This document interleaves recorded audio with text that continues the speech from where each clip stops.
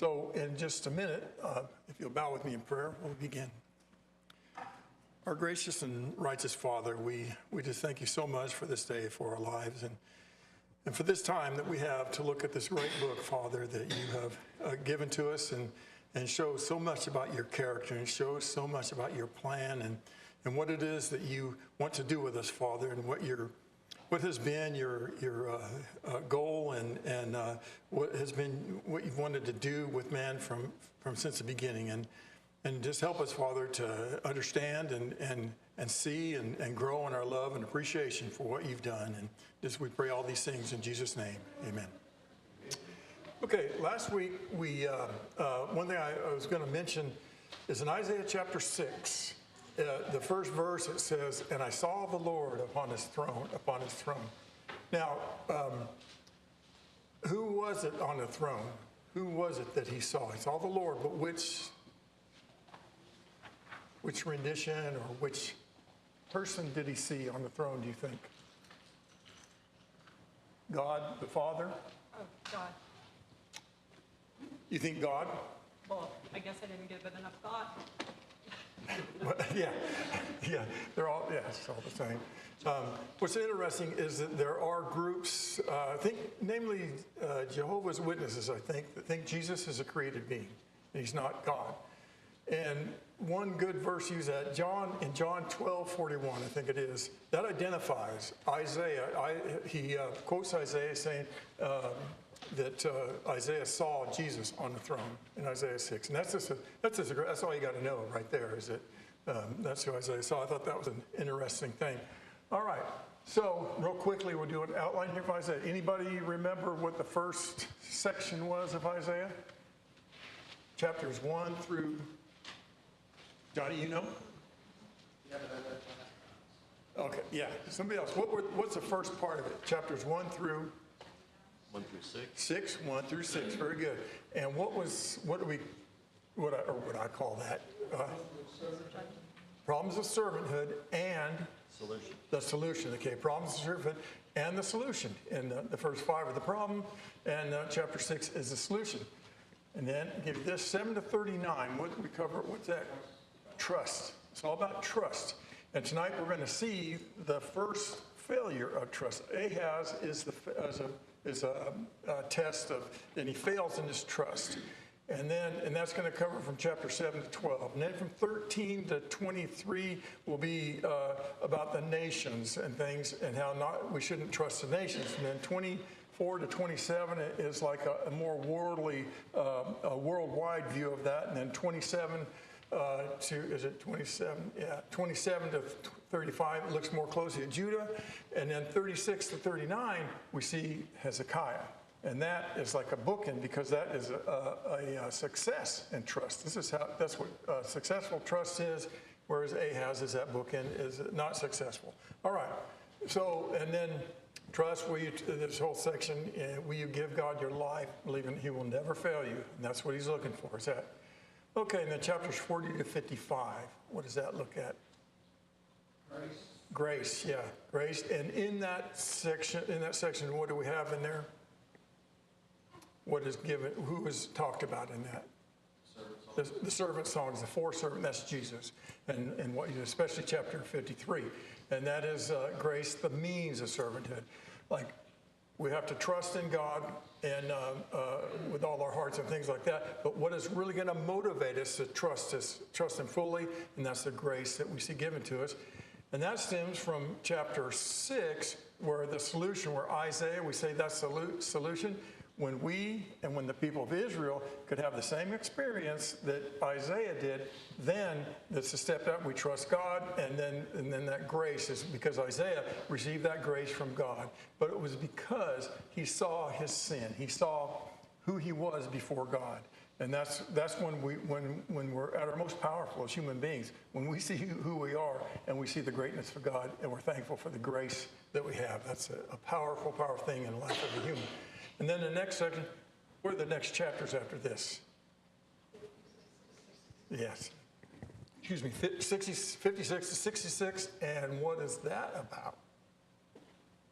Characteristics of his character.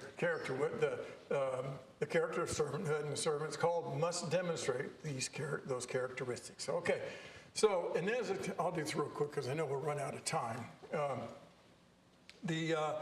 Just as a historical point where we're at, Jotham, he reigned from 750 to 735. And does anybody remember in chapter 6 what the date was when Isaiah saw the Lord on the throne?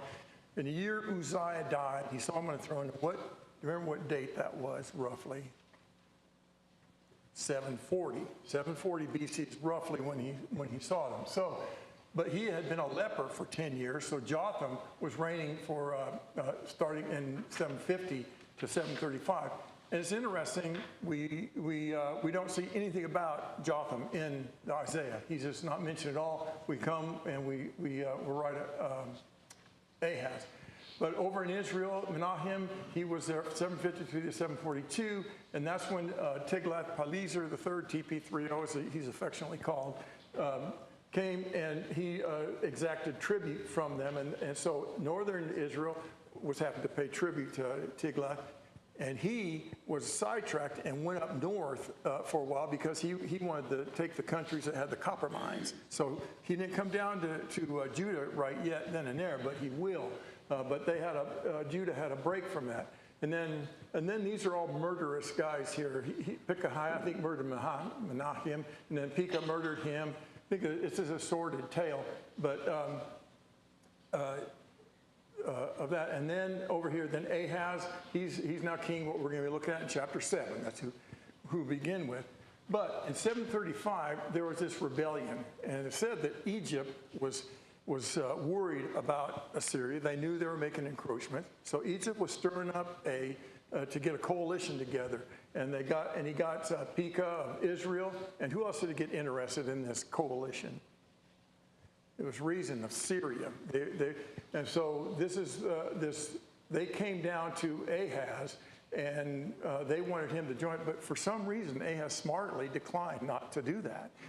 But they were threatening him, and what we'll see in chapter 7, we'll see that they are scared to death because Rezin and Pekah, they're at the gates of Jerusalem. They'd already encroached in Israel. I think they killed like 120,000 in one day. You read that in Kings and Chronicles.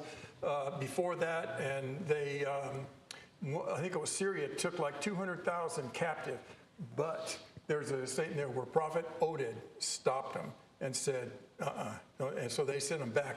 Otherwise, God would have punished them for that. But so they sent them back. But they're also being attacked by the Philistines. They're also being attacked by, I think, the Edomites.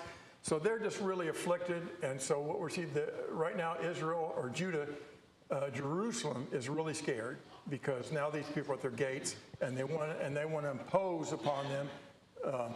I guess the kids don't have a teacher tonight? Okay. All right, you're going to have to sit through this. Okay. But they wanted to take Ahaz down and put their own king, a guy named Tabeel. They don't know much about him, but they wanted to put him in there because they could make him their puppet, and they'd have this alliance, and they could use Jerusalem's army too, or Judah's army also. But Ahaz allied. And what's interesting is he allied with Tiglath-Pileser III and rejects God. That's what we're going to see in tonight. It's like somebody described this thing as Syria and Israel and Ahaz as three mice, and one of them hires the cat, and that's what Ahaz did. He hires the cat to help fight off Rezin and Pekah. And Ahaz, he gets this. And Ahaz sins. But a lot of money, strips the temple. Ahaz, we're going to read a little bit. He was a bad king, and sends all this stuff to Tiglath-Pileser. And I can just imagine Tiglath-Pileser. He's up there about to take Syria and Israel, and he says, "He wants me to do this? Yeah, give me the money. I was going to do it anyway." And then what we'll find out is he also turns and punishes Ahaz also. So it was a stupid move on his part. And what we're going to see is Ahaz's rejection. He could have had everything. Ahaz could have had it made. But we can see in this the human quality of that choosing God. Choose that. All right, so here we go. Okay, Pekah, yeah, and then he eventually, Tiglath, in a few years, we'll see that he kills both of them, and Ahaz pays tribute from then on. Okay, all right. So here's a little bit about Ahaz. And Jordan, would you mind reading that for us? Ahaz was 20 years old when he began to reign. He reigned 16 years in Jerusalem. He did not do what was right in the eyes of the Lord his God, as his father David had done. But he walked in the way of the kings of Israel. He even burned his son as an offering, according to the despicable practices of the nations, whom the Lord drove out before the people of Israel. He sacrificed and made offerings in the high places and on the hills under every tree. Yeah. This kids, it was widespread. You'll read more of that.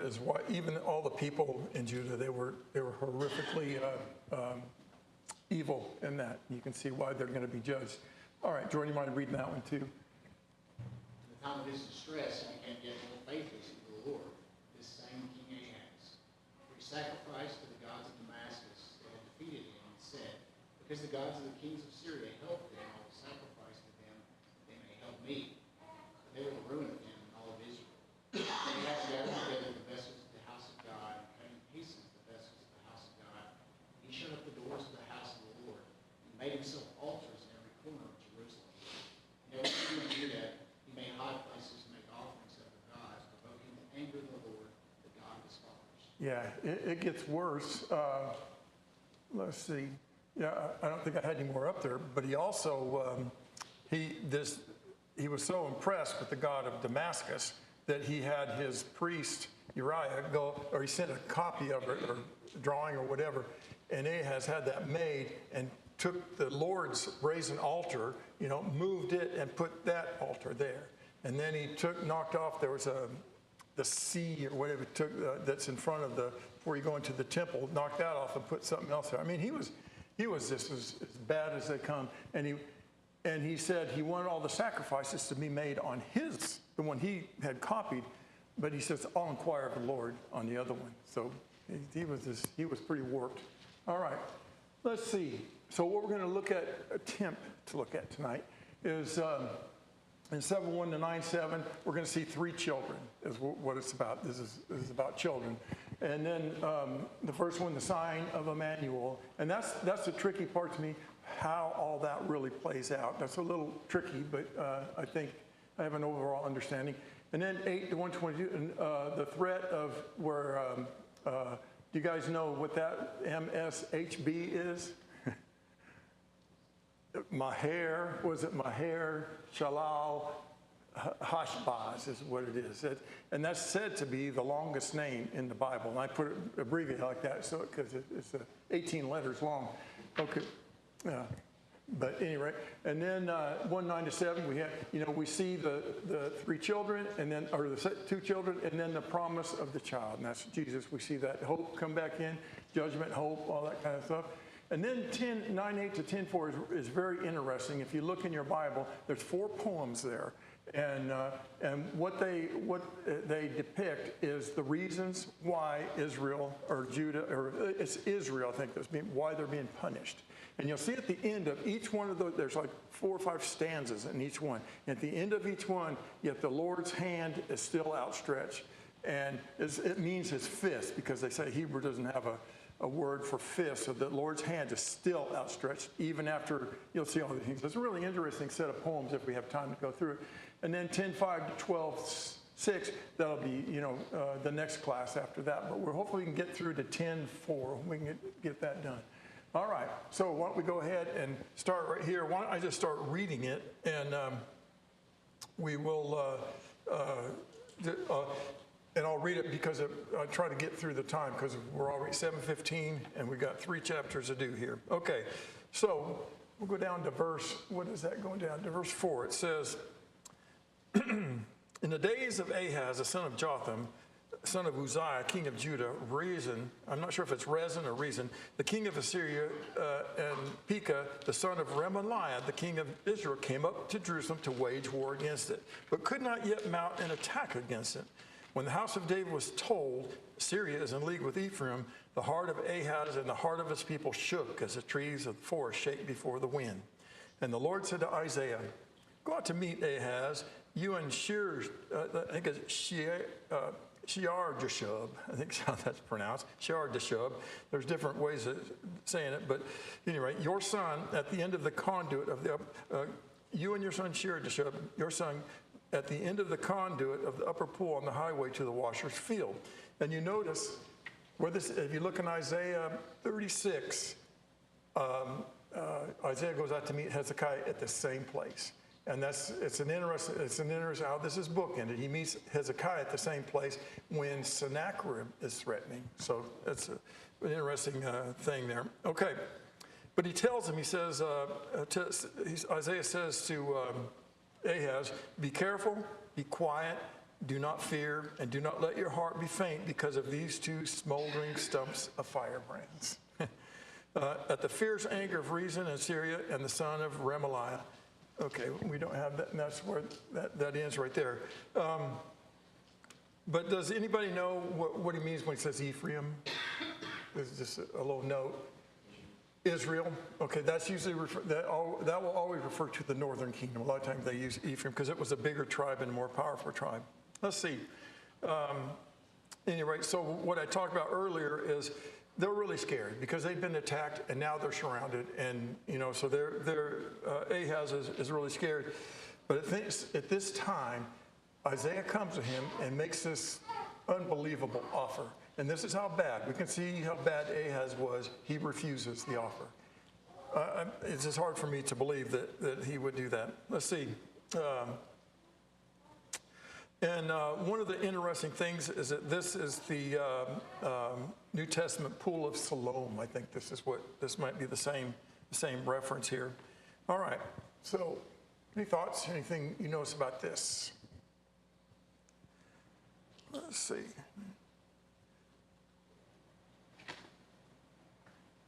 Do you like that description? Smoldering stumps. Like just that picture you get. There's a lot. Yeah. It's like the idea is like around a campfire.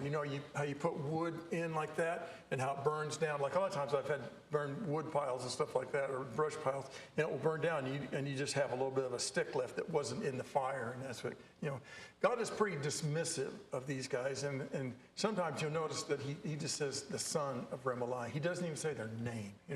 Rodney, again? Well, that verse 4, where it talks about how scared they are. It was very opposite of what God wanted for his people. And yet they saw something besides God to give. And that's what's so sad. They get just the opposite. Yeah. It's hard to understand what it was, but yet it's the same today. People choose, we'll hopefully get into a little bit of that later. Isaiah brings out some wonderful, wonderful principles about these things, about believing in God. All right, so let's go to the next one here, and verse 5. Let's see. Because Syria with Ephraim and the son of Remaliah had devised evil against you, saying, let us go up against Judah and terrify it, and let us conquer it for ourselves, and set up the son of Tabeel as king in the midst of it. Thus says, but thus says the Lord God, it shall not stand, and it shall not come to pass. For the head of Syria is Damascus, and the head of Damascus is Rezin. And within 65 years, Ephraim will be shattered from being a people, and the head of Ephraim is Samaria, and the head of Samaria is the son of Remaliah. If you are not firm in faith, you will not be firm at all. Does anybody know what they mean when it says the head of Syria is Damascus and the head of Damascus is Rezin? What he's saying by that? He's just saying they're nothing. That's all their territory is at. They don't have any more than that, and and God is basically saying they're nobodies. And then what do you think? And within 65 years. This is one of these dates in here that's interesting. Within 65 years, Ephraim will be no more. Because we're going to see in the next chapter, or even in this one, that within 3 years, or very short time, that they will be attacked. And so and it is, both are true. Ephraim will be in 65 years. What happened is the last king, I think it's Sargon of Assyria, some 65 years later came in and I think he wiped out or brought in a whole bunch of other people that weren't Jews, and they just became so, what do you call it, homogenized or whatever, that that's why they became the Samaritans. That's why they're hated. It's because of that, because they were so diluted that they were no longer a people or that. But anyway, the last thing here, what do you think that means where it says, if you are not, all right, 9, right? Yeah, 9.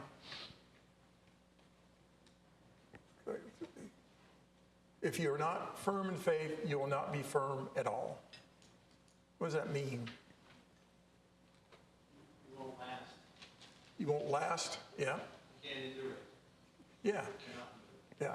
It's just like saying Ahaz, if you're not firm in this, your kingdom is not going to stand, and because of Ahaz, he incurred a lot of trouble upon the people and brought in, just horrendous things when he could have had it all, so to speak.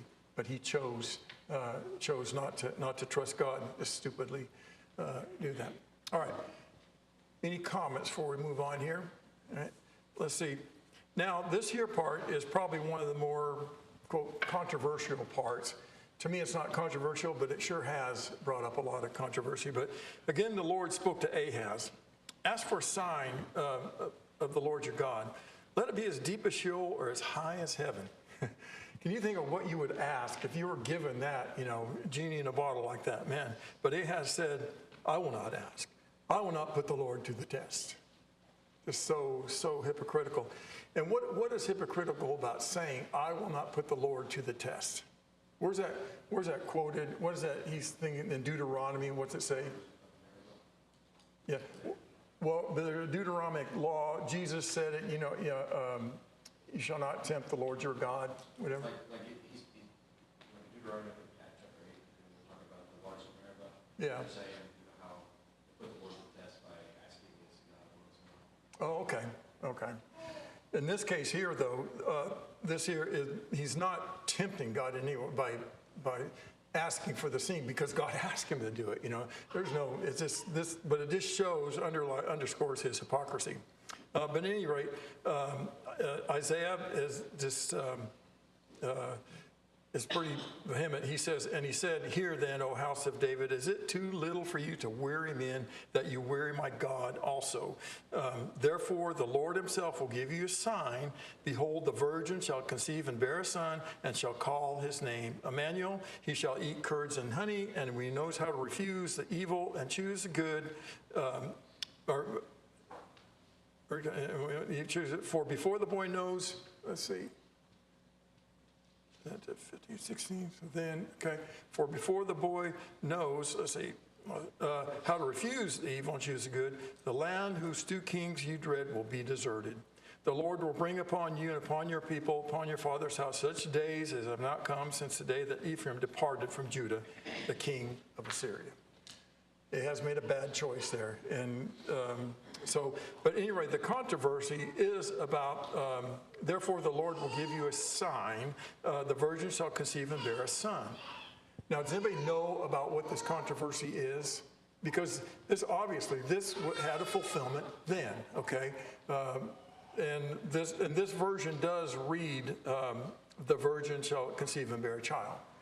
But does anybody know anything about that? See, go ahead, Rodney. Yeah. Well, the Hebrew word, I think, is alma. Yeah.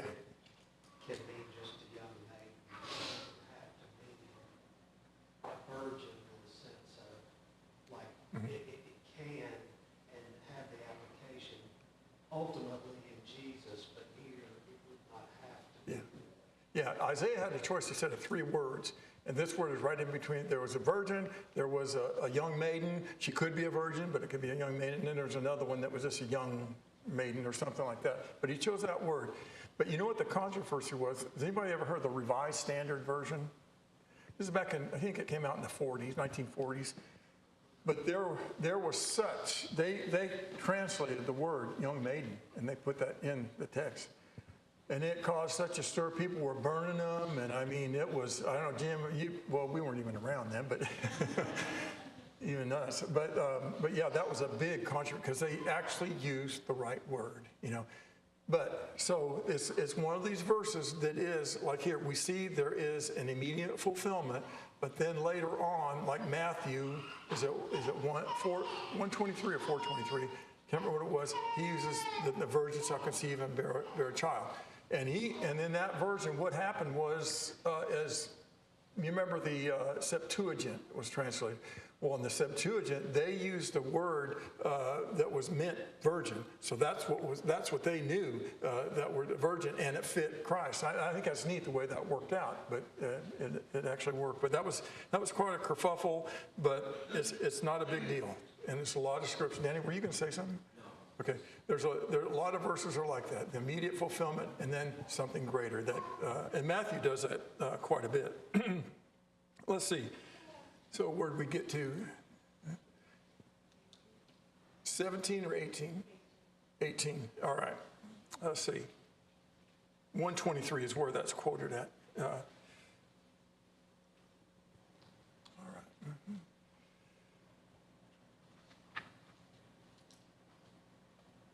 Catch up here.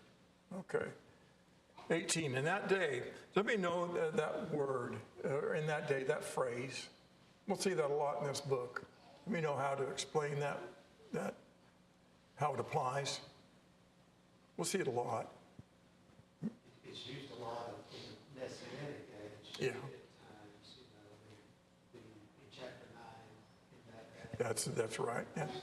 But context determines it. Yeah, it can mean like here,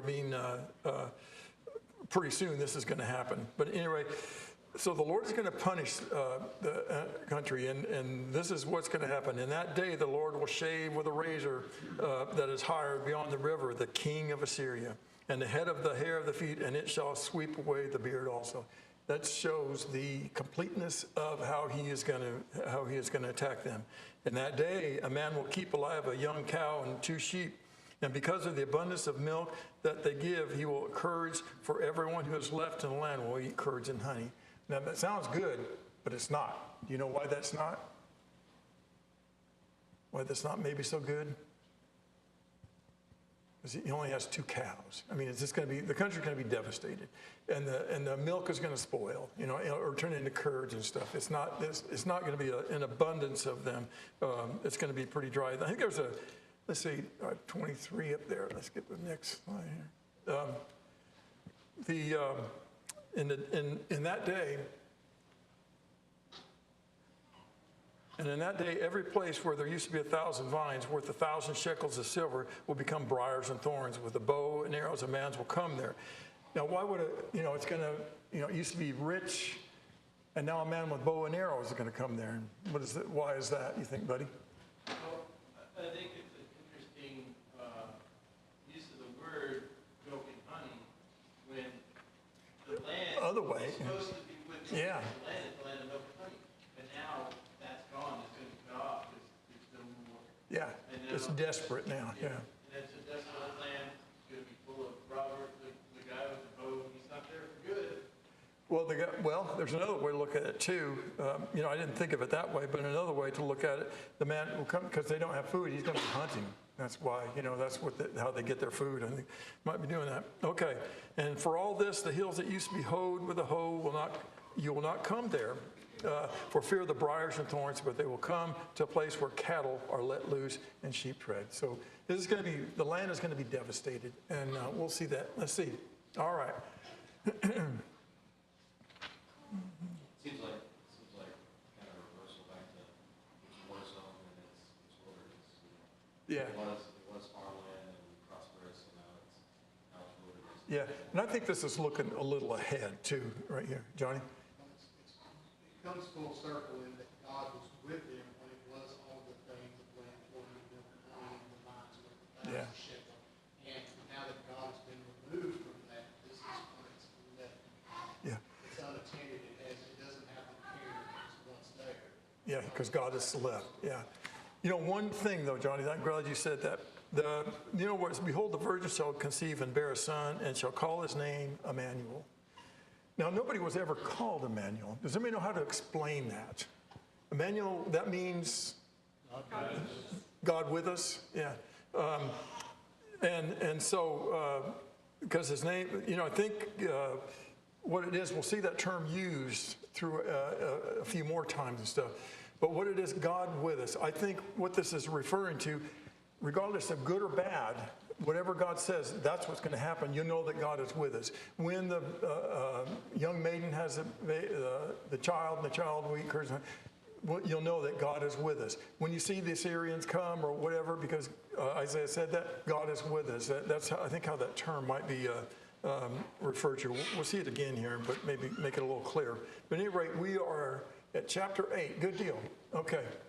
Now, this is an interesting verse here that says, we saw this happening. Then the Lord said to me, he said, take a large tablet and write on it in common characters belonging to Maher Shalal Hashbaz, longest name in the Bible, longest word. And I will get reliable witness, Uriah the priest and Zechariah the son of Jeberechiah, I think that's how that is, to attest for me. Do you know why this might be? Why would you take a large tablet and come, and do this?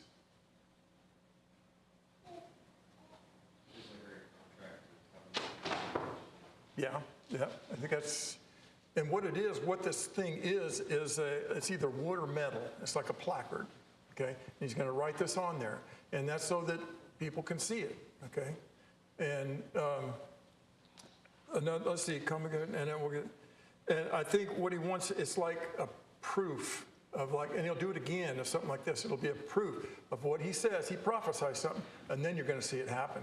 Because does anybody know what Maher Shalal Hashbaz mean?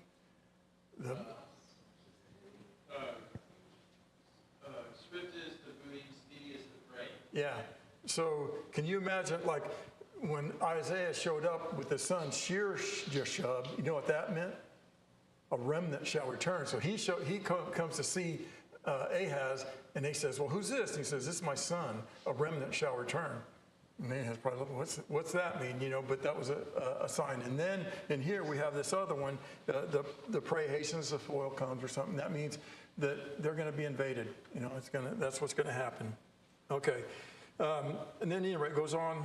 And then it says here, and I went to the prophetess, and she conceived and bore a son.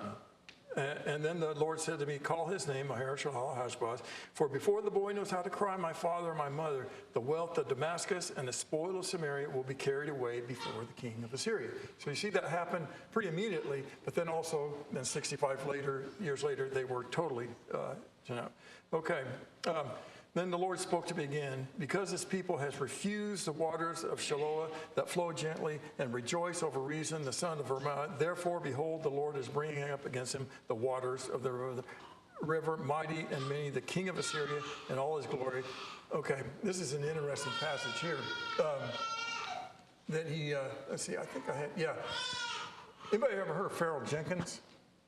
I think he's still alive, I think, but he's done a lot of work, and this is off of his site. And this here is the pool, the gentle waters of Shiloah. This, what they did on the eastern side of Jerusalem, there was the Kidron Valley and the Gihon Springs, and the Canaanites, they said, carve this tunnel through into Jerusalem so they have a water source. But it was narrow like this and gently flowing is what it was. And so that's a picture of that. And then this is the Euphrates River. So God is making a point here. Let's see. He says that maybe the next one. Yes. So they refuse that gently flowing water, and they choose the Euphrates, and that's what, comparing him to the Syrians, they're coming in. And then it says this, it says, and it will sweep on into Judah, and it will overflow and pass on, reaching even to the neck, and its outspread wings will fill the breadth of your land, O Emmanuel. Using that phrase again. Now, do you know what that means when it says, you get the idea of what's happening here? What do you think, Rodney? Well, they're coming, and we know the idea is they're coming just about to finish you off. They're not going to, but it's right there at the neck. You know, they're ready to chop the head off, but they're not ready to do it. Do you remember what that scene is? Yeah. God wipes them out in the night. Yeah. They take off. Very good. Up in 39, Hezekiah. Killed Yeah. by his sons. Yeah, 30 some odd years later, they're going to come up to the neck. The Assyrians bragged about it in their tales that I took 46 fortified cities of Judah and I surrounded Jerusalem. But he never got, that's where he ends his thing. And that's up to the neck. You know how they got that? He says, I surrounded him like a bird. Yeah, had Hezekiah, and he mentions Hezekiah. That's pretty cool He stuff. doesn't mention that all his people died. He had Yeah. killed. Mysteriously, that was deleted from the records. They can't figure that out. All right, let's see. And so this Emmanuel business, I think that the two sons, they are signs of that. And then, but I think also it's included in all this, like this kind of stuff here is the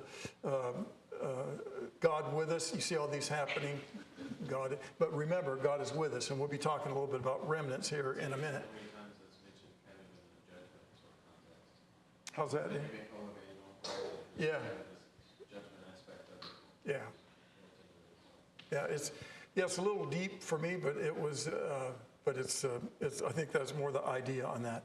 But anyway, he goes on to say, be broken, you peoples, be shattered. Give ear, all you far countries, stop. Your armor be shattered. Take counsel together, but it will come to nothing. Speak a word, but it will not stand, for God is with us. God has decreed this, and it's going to happen. There's nothing that man can do to stop this now. All right, so got that. All right. Let's see, verse 5. Let's see, is that right? I think I got 2 verses in there. Yeah. All right. Okay. All right.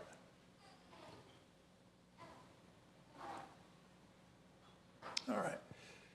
So then it continues on. Okay, but the Lord spoke to me with a strong hand upon me. Be warned and do not walk. Okay, this is kind of neat right here. This whole passage about the encouragement that God gives, and what we'll see mentioned in here is a remnant. This is we see the judgment, but now we see hope, and now we see like the people who are faithful to God. This is encouragement. For the Lord spoke thus to me with a strong hand upon me and warned me not to walk in the way of these people. Do not call conspiracy, and all this people calls conspiracy. And do not fear what they fear, nor be in dread. For the Lord of hosts, him you shall honor as holy. Let him be your fear, and let him be your dread. What lesson do you see in that? He's telling these people, can you imagine being in their position, And then Isaiah says this, the people who were listening. And what's the application, you think?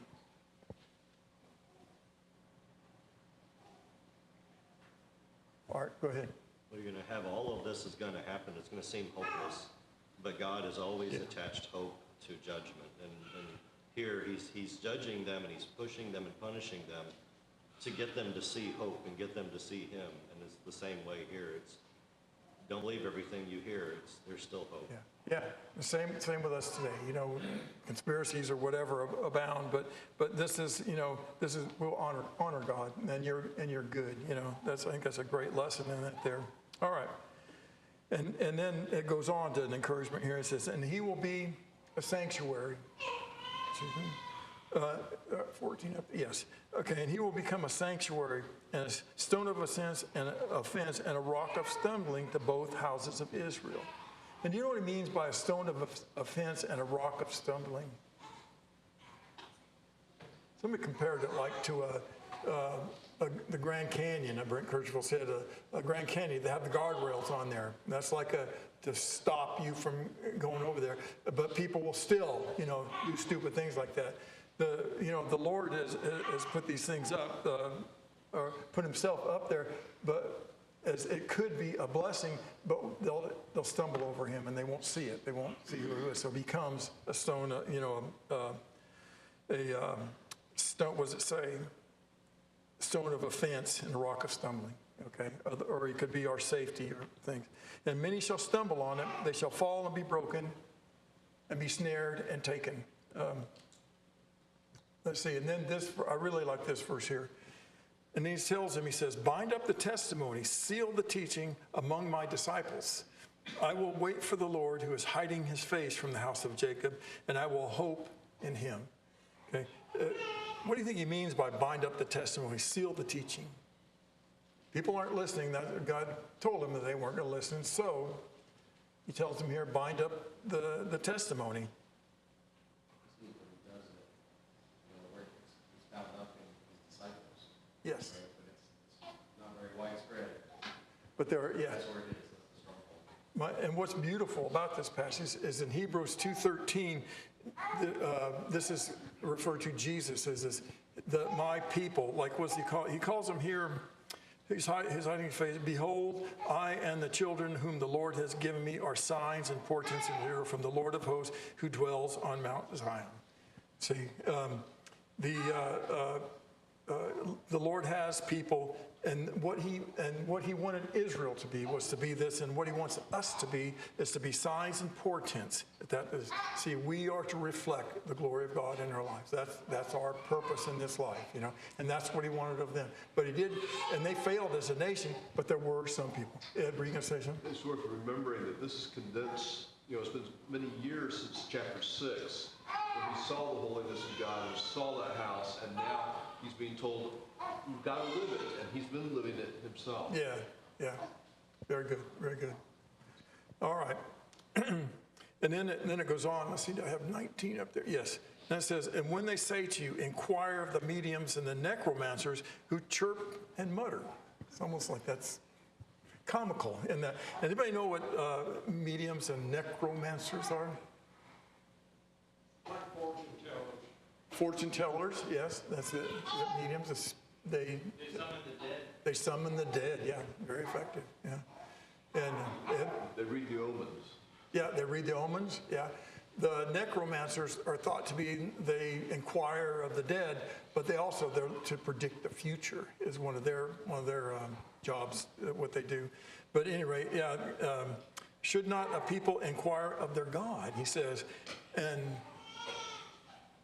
let's do that, all right. And should they inquire of the dead on behalf of the living? And then this sentence here, to the teaching and to the testimony, if they will not speak according to his word, it is because they have no dawn. You know what he's saying by that? I love that statement. He says, what do you think he's saying, Rodney?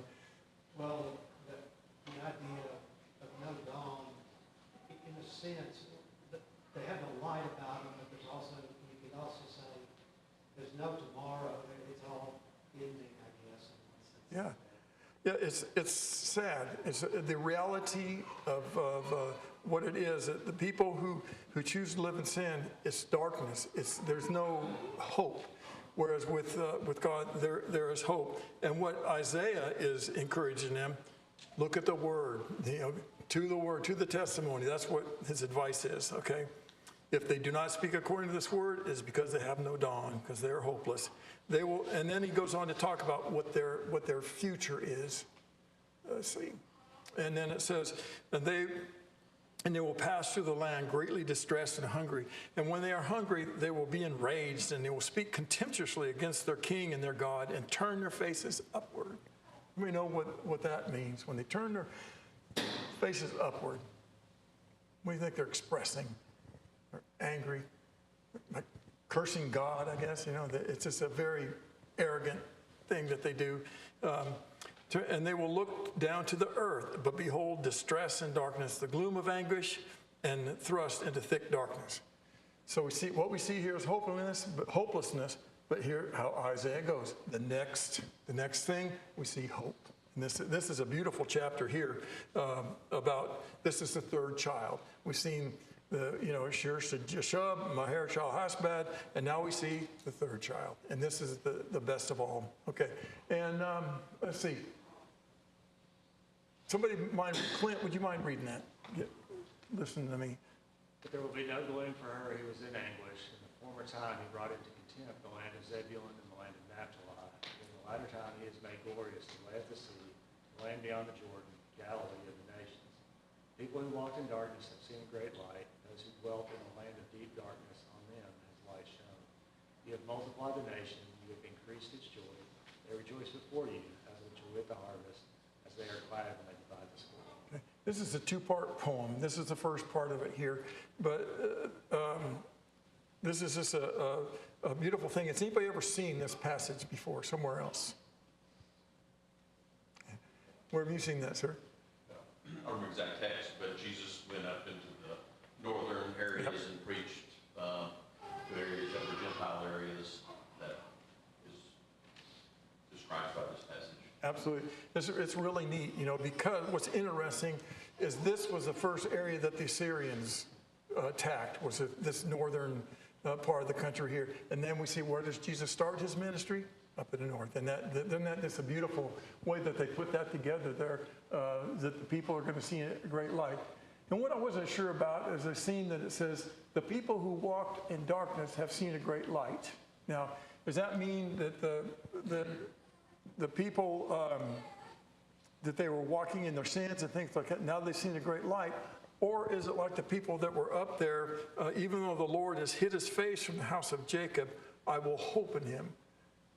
I'm not sure. I've heard people say that it's because they were walking in their sin, but then they saw this great light. But I could also see it that there were people who still had their hope in him, even though God, in essence, had hidden his face from Judah since, when did he finally destroy the temple? 587? Yeah. But at any rate, I'm not sure about that. But at any rate, they saw a great light. Jesus appeared. Okay, and we're running out of time. 3 minutes here. When they heard that, okay, I forgot I put this passage up here. Now, when they heard that John had been arrested, he withdrew into Galilee, and leaving Nazareth, he went and lived in Capernaum by the sea, the territory of Zebulun and Naphtali. So that was spoken by the prophet Isaiah might be fulfilled. The land of Zebulun and the land of Naphtali, by the way of the sea, beyond the Jordan, Galilee of the Gentiles, the people dwelling in darkness have seen a great light, and for those dwelling in that region, the shadow of death, on them a light has dawned. What an encouraging thing for those people to see.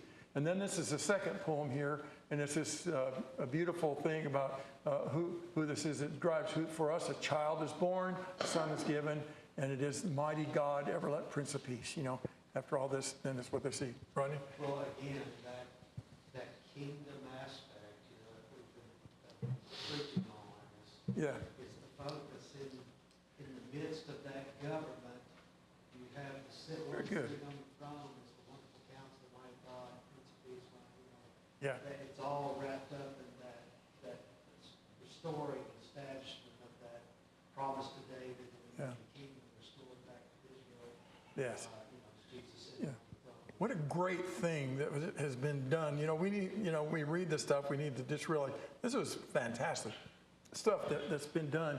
And what's interesting about this is that this is spoken of as if it's already happened. It's so sure of a thing that it's spoken of like it already happened. They've seen a great light. That's interesting language that he has in there. All right, so we're out of time, and let's see. Yes, one more minute. And then it goes on to talk about how this will be. So next week, I'll hit this real quick. This is where these 4 poems, and this is what their problem was. The people thought that their problem was Assyria, but Isaiah answers in these 4, that wasn't your problem. God is your problem. And here's why. And he gives 4 reasons in 4 poems what their problem really was, but they wouldn't listen. So, all right, we'll read that next week. Thank you.